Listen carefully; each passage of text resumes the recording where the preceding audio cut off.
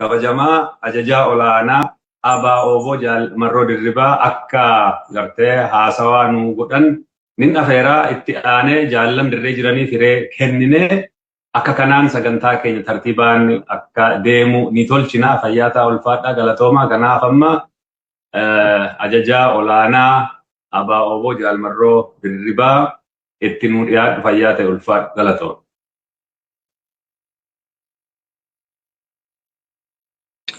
Fayyaata ijaala kiyyaa ulfaadhu atisi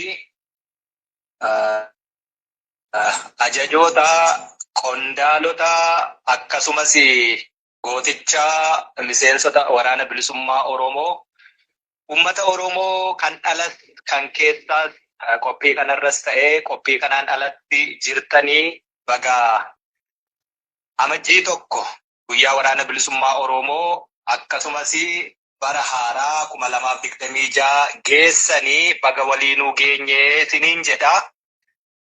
Egaa carraan akkaataa kanaanii jaarmiyaa keenya waliin uummata keenya kan nu mararfatu, nu deeggaru, nuuf dhukkubsatuuf, nuuf anaannatu akkasittiin waraana waliin iddoo tokkotti sagalee akkasii qooddannee waliin ayyaana kanarratti argamuun carraa ulfaadhaa fayyaa ta'a. Haasaa dheeraa guddaan qabu'anii jaallanii gariis akkasuma jiru sagantaa bal'aa immoo itti aansitanii qabdu jaalli gaamma akkasuma akeeku jira waan ta'eef yeroo keessan dheeraa sinirraa hin fudhadhu jechuudha. Ani haasaa baay'ee gabaabduu tokkon jechuu barbaada. Haasaan gabaabduudhaan jedhu barri 2026 har'a itti seenne bara milkiitii, bara injifannootii, bara itti waan galaafataa turree ol kaataa turre guduunfinuu jedheetanii abdadha.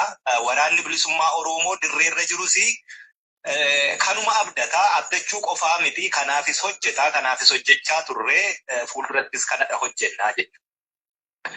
Mootummaan kun beekama. Mootummaa miti. Humna bu'aa irratti wal ijaaree saamicha hamaa gaggeessee meeshaa akkasumas instituushinii biyyicha keessa jiru itti dhimma bahee ummatatti cancala godhee saamichaan jiraataa jiru. Baay'ee burkutaa haa dhufu. Burkuteessuu keessatti immoo dhiiga lafee fi lubbuu itti gabbaraa turuun keenya waan yaadatamu sanatti guduunfaa gochuufidha deemna. Kanaaf barri 2026 kun bara milkiiti, bara injifannooti. Akkasitti saganteeffannee hojjechuu jirra.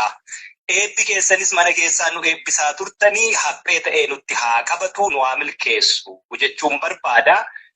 Kanarrattidha hojjenna. Kanaa ol wanni nuti jennu, wanni nuti odeessinu hin jiru. Ammoo itti dabalataa jaarmiyaa tokkicha dhaqabna.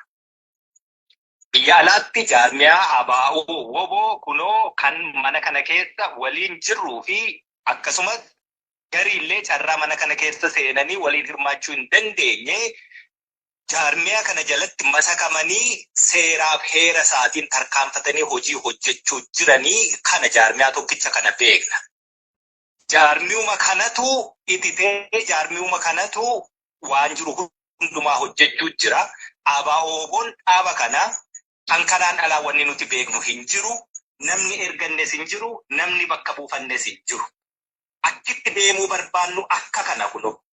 Akka kanatti deemuu barbaannaa namni akkanatti deemuu keenya sirrii gara rarraga bilisummaatti nu geessaa. Kanaafiyyuu jaarmiyaa kana jala masakamnee isin waliin tarkaanfanna jedhu balballi keenya banaa. Kan kanarraa hafe jaarmiyaa kana qeequu dandeessu warri kanaan alaa jechuu nu warra waliin jirru miti jaallan. Namni jaarmiyaa kana qeequu danda'a, waan barbaade ittiin jechuu danda'a. Garuu maqaa jaarmiyaa kanaa dhahatee qircaatiin dirreerratti miseensota qondaalotaa fi ajajoota quunname istireesii of biraa qabu sana summii gara dirreetti geejjibsiifachuun hin danda'amu. Duraan ni ture dhugaa. Absoo keenyatu bara dheeraa akka bartee wayii akkasittiin balballisaa waa hundaaf banaa ta'eetu akka farda cancala hin qabnee keessa gulufamaa ture. Kanaafuu ABO'nis guddachuu dadhabee qabsoo Oromoo gitus guddisee waraana sabaaf malus guddisee kumaatama innaan siin jedhu 1,000 2,000 miti 10,000 jechuudha. guutuu Oromiyaa keessatti inuma quba qabdu waan ta'eef waggaa 5 keessatti kana ijaarre oduu miti, arraba miti, afaan miti jechuu gochaan lafarratti qabatamaa sana jechuudha. Kanaafiyyuu akka feetee sana dhaballeessuu barbaanne. Lafatti mucucaanni dhabeegna iddootti kufne qofaa miti, si'a kufne yookaan marra irra naannofne kufne miti, bakka itti mucucaanni sana beekna waan ta'eef lafa mucucaa sana balleessuu jirra jechuudha. Kana gochuuf immoo hanga sadarkaa ofii keenyaayyuu walitti garagallee dhiiga wal dhangalaasuu keenyarra. Boora malee hin calalu waan ta'eef. Akkasittiin walitti bu'uu sodaatee gandaa wal qoodee, kutaa wal qoodee, amantii wal qoodee saba tokkicha kana hiree 1000 waliin qabu wanti adda isa baasu tokkoyyuu hin jirre. Saba sirna yoo jette sirna gadaa himatu. Saba biyya yoo jette biyya Oromiyaa qabu. Saba akka sabaatti immoo Oromoo ta'e. Saba immoo afaan guddaa afaan Oromoo dubbatu. Saba immoo hireen itti jallattee gabrummaa jala jiru, bilisummaaf immoo qabsoorra jiru. Saba kana akkaataa kanaanii bu'aa namootaatiin qoqqoodamee akka inni cancala gabrummaa jalatti bara baraan jiraatu gochuu keessatti qabsooniyyuu deebi'ee qabsoo sana saba keessaa gabrummaa keessaa baasuu dhiisee walirra qabsaa'uun suni walitti bu'uu wal sodaachuu wayi xuriitii wal tuttuqee kan isa tokko yoo cuummaan ija kee jira jette kan kee immoo bocoocoo kan biraa ta'ee quba walitti qabuu waan baay'atuufi. Fedhii sadoo sabaa dursuu caalaa fedhii dhuunfaa fi sadoo dhuunfaa dursuurraa iccitii dhuunfaa fi dhoksaa walii wal beekuurraati malaasee miciliqsee walitti dubbachuu warra hin dandeenye ta'eetu qabsoon kun akka barteetiin namni akkuma barbaade keessa garmaamaa jiraate sana dhaballeessinee jechuudha. Gabaabaa dubbi. Sana balleessinee qabsoo naamusaa fi sansaaqaa qabuu fi jaarmiyaa tokko jalatti masakamee adeemu iccitii dhokataa homaa tokkoyyuu hin qabne. Iccitiin dhokataan tokkoyyuu hin jirre saba keenyaaf qofa bu'aa fi sadoo saba keenyaaf qofa dhiigni keenya dhangala'u waan ta'eef waan tokkotti qaanuufnu waan hin jirreef malaasnee buruqsinee xannachicha kunnee ganneetu jaarmiyaa kana tolfannee jechuudha. Jaarmiyaa kanaan alatti wanni deemu hundumtisaa inni diina jaarmiyaa kanaati diina qabsoo bilisummaa Oromooti. Diina inni warra qabsoo keenya kolaasee har'a barcuma aangoo siyaasaa biyyittii qabatee qabsoo gara dabarse sanara irra addatti ilaalu warra kanaa jechuudha. Diina inni keenya iyyuu wayya. Maaliif kanaan durallee dubbadheera bofa dhakaa jalaa bofa afaa jalaa jedhe bofa dhakaa jalaa fagootti argita. Yoo onnee godhatte ulee cabsitee ajjeesta. Yoo sodaatte immoo irraa gortee dabartaa jechuudha. Bofti afaa jalaa garuu hin argitullee yeroo akkamimmoo akkasii ciniin tullee beektu jechuudha. Kuniifuu diina inni sana iyyuu wayya. Kanaaf jaallan ofumaa harcaa hafa malee abaa'oo oboon jaarmiyaa ulfina qabu, jaarmiyaa guddicha, jaarmiyaa qawwee harkaa qabu, jaarmiyaa gaachana sabaa ta'ee, ittisa sabaa ta'ee hojjetu. Kana qeequun immoo ni danda'ama. Arrabsuunis ni danda'ama. Waan barbaadde jechuun ni dandeessa. Sareen hunduttii gaallisni hinuma xonnoo qabu. The recording has stopped. Dhimmoon hanqatu. Kanaafi jaarmiyaa kana maqaa dhahatanii hoogganoota qondaalota miseensota dirreerra jiru maqaa dhahatanii suuraa maxxanfatanii bakka adda addaa ittiin daldaluun yakka guyyaa tokko nama gaafachiisa. Yoo anaannannaa sana qabaatte qabsoon nuti gaggeessinuu fi daandiin ittiin adeemnu akkaataan ittiin deemnu sitti jaarmiyaa kana jala masakamee jechuudha Oromoo gargar hin qoqqoodin. Yoo si hin taane ta'e immoo jaarmiyaa kana maqaan dhahatiin arrabsuu dandeessa, abaaruu dandeessa garuu maqaa isaatiin hin socho'u. This meeting is being recorded. Hankanuma jechuun barbaade. Jaarmiyaa tokkittii kana qabu. Jaarmiyaan tokkittiin sun immoo ajajoonni hundumtiyyuu kunoo har'allee dirree keessa irratti hirmaatan. Kan kanarraa hafe eenyuun iyyuu dirreerraa qabatanii har'a jaala kiyya dirreerraa qabattee anatti duuluu hin dandeessu. Anaan qabattee dirreerratti jaala kiyyatti akkan duulu gochuu hin dandeessu. Madaasaa argineerra wal madeessinee buruqsinee wal keessaa baasneetu warra ciccetu citee walitti hafe. Nama tokko lama qabattee nan burraa kaasuun hin danda'amu jechuudha. Bu'aa inni kun. Balbalichi cufa. Hojiin immoo kun jaarmichi kana jalatti hiriiri hojjedhu jechuudha. Nama tokko lama qeeqtee nama tokko lama akkas jaarmiyaa keessaa na baase jettee maqaa waraanaa dhahattee deemtu waraanni sunis hankees ta'uu hin danda'u hankees miti an sabaati. Fedhii nama dhuunfaa guutuu miti kan dirree irratti wareegamaa jiru waraanichi. Hoggana tokko dhaqaba. Seera tokko ni socho'a. Fiingee tokko ni bula. Nama tokko lama qabatanii socho'uun sun ni hafee balballi isaa har'aa kaasee cufa. Barri kun immoo bara milkiiti. akkasittiin ofumaa fagoo deemtanii wareegama baay'ee kaffaltanii humna keessan beekumsa keessan qabeenya keessan itti qisaasaa turtanii callistaniituma burjaatii fi afaan faajjiin baaburicharraa hin harca'in abboo jabaadhaa irrumatti rarraa isteeshinii isa dhumaa sana gahuu yaalaa jechuudha. Nuti isteeshinii dhumaa kan gahuu hin dandeenye yoo wareegamne qofa hankanaachi carraan biraa hireen biraa laallannu jiru sinis akkas ta'a jechuudha. Akkas ta'a. Jaarmiyaa kana qeeqaa. Arrabsa waan barbaadan jedha garuu maqaa isaatiin hin daldaliina. Kana mirga siniin kenninu eessatti iyyuu ni mormina isa kana. Jaarmiyaan tokkichi nuti qabnu jaarmiyaan kabajaa qabu kuni jaarmiyaan ulfina qabu kuni jaarmiyaan akka bartee fi sirna dhablummaa seera dhablummaa balleessee taggabbiitiin akkasitti nu baasa jennee akka ijaarranne godinarraa gamtaarraa hanga asii gadii garee gurmuutti ijaaramee jiru kuni hojii isaa akkaataatti saamicha balleessee accountabilitiin jiraate immoo hojii hojjetu tolchine irraa kan hafe waan ittiin qeeqamnu tokko iyyuu hin qabnu. Hin qabnu xurii sana. Ofitti amanna. Ofirraatii maatii irraatii qabsoo gaggeessine. Baay'ee dubbachuu nama hin gaafatu. Dhiisii ofii hin saamuu jechuu namni. Deebi'ee ofiin hatu jechuudha. Akkamittiin eessaa akkamitti itti dhiignee finneetu jaarmiyaa akkasii goone waraana kumaatama goone yoo sanarraa dhabne immoo dabarre beela'uu beeknaa jechuudha. Kophee keenya gugumnee waannee nyaannee akkamitti akka beelofne akkamitti akka madoofne immoo guddaa isaa hin beeku warra akkasittiin nu qeequ kun.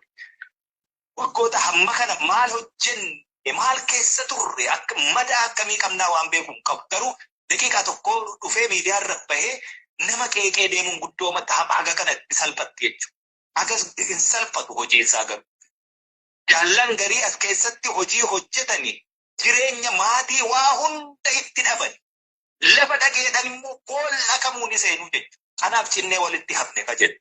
Gariin immoo yeroo isaa wareeguu miti sakandii tokko nama dubbisuu nu rakko. Garuu qabsoo Oromoo akkas ta'uu qabdi jecha akka isheen ta'uu qabdu jaarmiyaa jala galii nu argisiisi waliin hojjenna. Yoo akkas ta'uu baatte immoo bal'aa gargaari Oromoo. Uumama namatti qabuu qofaaf immoo yoo jiraattu ta'e dhimma keessatti. Ka odeessummaa odeessa akkuma silee sareen dutuun dhiistu sareen sarumaaf dutti gaalichi inuma tornu kan inum deemaa jiru. Hidha ta'uu qaba. Galma ni ga'a. Ni injifan. Shakkiin qabu. Shakkiin qabu. Yoo goobanaa lubbuusaa rabbi haaraa matuutii boruu sihii ka itti waaruu jedhe. Nu warri dirreerra jirru arguu dhiisuun ni mallaa jechuudha. Lubbuun dhiiraa billiqaa. Amma hin jira borga nama hin beeku. Maal jennaan ibidda keessa hin jira waan ta'eef. Ammoo ibidda keessa jiraadheefis immoo du'uu dhiisuus ni mala. Lubbuun gaafuma guyyaan baate waan ta'eef. Garuu warruma boru itti waarutu har'a nu abaara. Abaarsi sun abaarsa yakkaa abaarsa cubbuu. Abaarsa bilisummaa sabaa caalaa gabrummaa sabaa keessatti bu'aa barbaaddatanii akkasiiti jechuudha. Hin argattan. Warri sanaaf deemtan hin argattan. Warri guddaan balaaleffannaan adeemu jireenyaa guddataati. Bakka buufanne jaarmiyaa dhagaggeessa. Gabaabaa wanti ta'u tokko iyyuu hin jiru. Ni hojjeta. Boolla kamuun jireenya isaatti dhiige maatii isaatti facaasee jechuudha. Maal jennaan biyya isaati jaallata. Saba isaati jaallata. Saamicha immoo ni balaaleffatan. Ni jibba. Kijiba immoo jaallatu. Kanaaf walitti cina. Gooticha waraana bilisummaa Oromoo dirreerra jiru waliin quunnamee ajaja fudhatee hojjeta. Alattis ajajaa jechuudha. Ila jajaa ni fudhata. Keessa deebi'ee hin gaafatu. Allayyaa bu'ii qabsoo bilisummaa Oromoo bu'aa qaba jennaan jala kiyyaa hidhee keessa deebi'ee illee hin gaafatu. Hayyeedheedha. Kanaafidha hojjetaa jedhu. Waan inni itti dhabe immoo anumaaf beekaa jechuudha. Warri beekan immoo inuma beekan. Jireenya dhuunfaa immoo jiraachuu hin dadhabe. Ammoo nama tokkee akkasittiin qabatanii sana jibbite jennaan naa bakka buusi Oromoon bakka buufate qabsaa'ota bakka buufate sana jibbite anaan jaallachuu hin dandeessu anaan jibbite oboo jaallachuu hin dandeessu nuti maatii tokko afaan faajjii akkasii dirree irratti gandaan hin dubbatiina jaalsabaayif dirree irraatti hooggana yoo ta'e woboo hoogganaa jechuudha. Baaleen hoogganu, Arsiin hoogganu, Gujiin hoogganu, Booranan hoogganu, woboo hooggana. Woboo zoonii kallattii gara kibba bahaarra jiru hoogganaa jechuudha. Akkasuma jaalabdii barbaadde yoo ta'e salaaleen hoogganu, warri jaarsoo warri jiddaan hoogganu. Yookaan cobii yookaan kuyyuun hoogganu. Waraana bilisummaa Oromoo Finfinneetti marsee jirudha hoogganaa jechuudha. anarraa immoo ajaja fudhata. Akkitti gargar baastanii jiru jechuudha. Balballi isaa cufa. Akkasuma jaallanni zoonii adda addaarra jiranii bifuma kanaan waraana bilisummaa Oromooti hoogganu malee gandasiin hoogganan. Baay'ee tarkaanfanneerra. Jaallan kunii hadhooftuu hadhaa hedduu dhandhamaniitu keessa darbanii lafa kana gahan hundi keenya iyyuu jechuudha. Kanaafuu barri 2026 baratti bololtan osoo hin taane baratti hojjettan beekumsa keessan copha sammuu keessaa waan qabdan akka taate illee taatu bu'aa qabsoo hanga keessa turii illee nuu buusti yoo ta'e copha sammuu nuu cobsa. Beekumsa keessan dafqa keessan dinagdee waan argattanii sharfee tokkollee yoo taate lilmee bitti yoo ta'e sana nu gargaara. Oromoof immoo woboorraa eeyyama gaafachuu hin barbaachisuuf bakka deemtan hundumaatti ani Oromoodha. Sabni koo rakkoo akkasii qaba jedha ambaasaaddara ta'aaf. Sana hunda gochuun dandeessa yoo ta'e immoo hojii dhuunfaa keessanii nagaan hojjedha. Suniyyuu qabsoo galata qabdu sanaaf hojju. Kan sanarra darbe garuu diina qabsootis. Sun immoo diinuma inni kaasana waliin gaafa buqqa'u galma ga'a. Anuman jechuu barbaada. Bara kana bara oduu, bara ololaa, bara waan bolola hunda dhagaa shira dhiisanii bara itti diina oton toree lafa gahaa jiru sana yeroo isaa as gabaabsinee rakkoo sabni keessa jiru, gidiraa sabni keessa jiru isa dheerate, isa baay'ate kana yeroo as bunnu, yeroo xiqqeessinu, yeroo bilisummaa dhiyeessinu akka ta'u hojjennu haa ta'u barri kun jechuun barbaada. Egaa nan xiqqeessa jedhee na harkaa bal'atee dhiifama naa godhaa na of kalcha. Warri as keessa jirtani warra citee walitti hafe waan taataniif isin ulfina qabdu. Jaarmiyaa ulfina kana qabu jalatti gaaddisa goblaa kana jalatti waliin tarkaanfanna. Hin harca'ina. Seexaa godhaa. Dhiiqeffadhaa. Miciraan qabaadhaa. Onnee godhadhaa. Bilisummaan qoosaatti hin dhuftu. Nuti dhiiguuf qophii. Dhuuf qophii. Rarraga isinii gara bilisummaatti geessu sanaaf riqicha ta'uuf qophii. Galaanicha bowwaa hamaa keessaa sana irra cehamuu dadhabe lafee keenyaan ijaarree riqicha ta'uuf qophii nurra tarkaanfadhaa jechuudha. Kana caalaa immoo wanni isinii goonu jiru. Fayyaa ta'a, ulfaadhaa. Barri bara milkii, guyyaan oboo, guyyaa waan hundi qulqullaa'ee egaa marsaa hedduu kabajaa turreerra. Miilanaa kuni isa gaafa jalqaba isaa guyyaan oboo ittiin labsame marfama hedduu cabsanii keessaa bahan waliin wal fakkaata. Marfama hamaa hedduu. The recording has stopped. Ni qulqulloofne waan ta'eef. Xeenaatu deebi'ee ofiisaa of dalage. Seenaa kana immoo itti fufsiisna. Horii nu qulqulleessina. Qulqulluu qabannee sochoona. Galma keenya ni geenya. Ni injifanna. Injifannoon uummata Oromoof milkaa'aa fayyaa ta'a.